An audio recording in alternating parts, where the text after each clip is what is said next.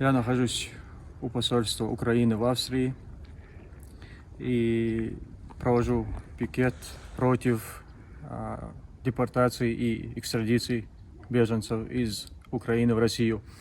В частности, по поводу того, что задержан наш соотечественник Амхат Илаев, которому грозит экстрадиция в Россию. Он задержан по запросу России и обвиняется в том, что якобы он причастен к убийству людей в августе 2009 года на территории Чеченской Республики.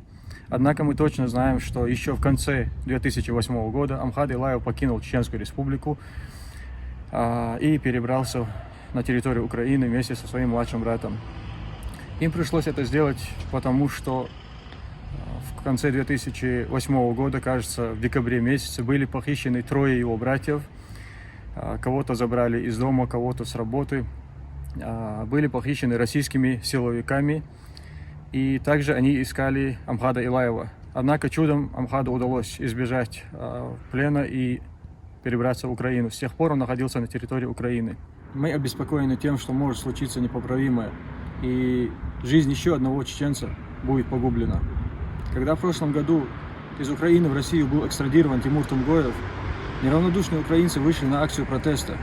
И хоть мы и знали, что Тимуру Тумгоеву ничем эта акция не поможет, но мы хотя бы надеялись на то, что в дальнейшем это поможет другим нашим соотечественникам в Украине. Однако сегодня есть основания полагать, что это не помогло даже им. Если Амхат Илаев будет экстрадирован в Россию, то после этого никакие акции и никакие увольнения чиновников Амхату Илаеву не помогут. Сегодня есть еще шанс помочь ему. Есть еще шанс спасти невинного человека.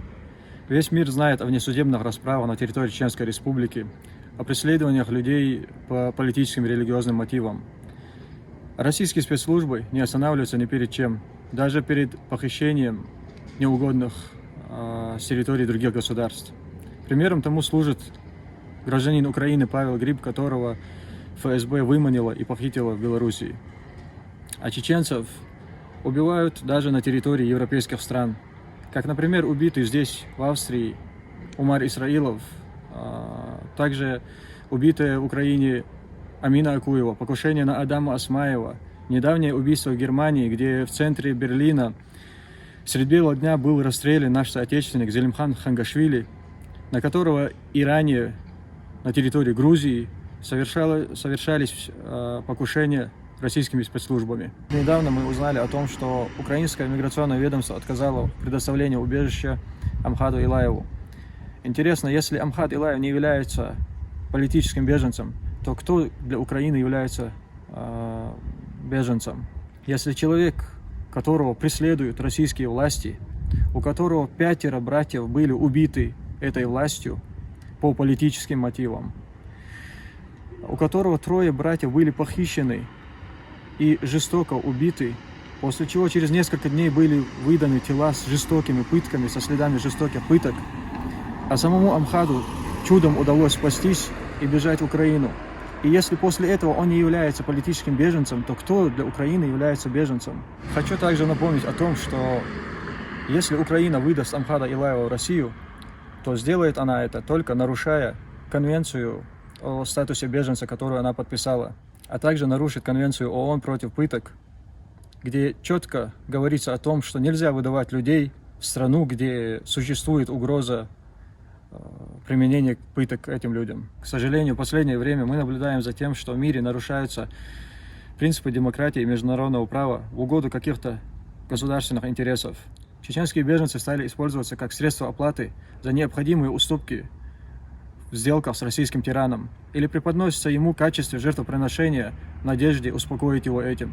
Однако все здравомыслящие люди обязаны противодействовать этой несправедливости. Мы призываем всех неравнодушных украинцев, политических, общественных деятелей, правозащитников, журналистов, всех, кто может помочь Амхату Илаеву сделать это, сделать все возможное, чтобы спасти Амхата Илаева от выдачи на гибель в Россию. Мы призываем украинские власти не становиться пособником в преступлениях российского тоталитарного режима. Проявите благоразумие Будьте справедливы.